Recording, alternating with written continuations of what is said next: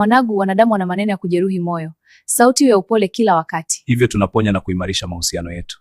Mwanangu, usipigane vita. Mungu atakupigania. Ndiyo, Mungu yuko pamoja nawe. Asante sana. Nilifundishwa na mama kule kijijini kutokujibu. Nilifundishwa na baba kule kijijini kutokupigana. Mama akasema, mwanangu, wanadamu wana maneno ya kujeruhi moyo.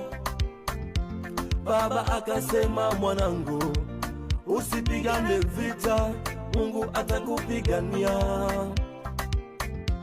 Mama akasema, mwanangu, wanadamu wana maneno ya kujeruhi moyo. Baba akasema, mwanangu, usipigane vita, Mungu atakupigania.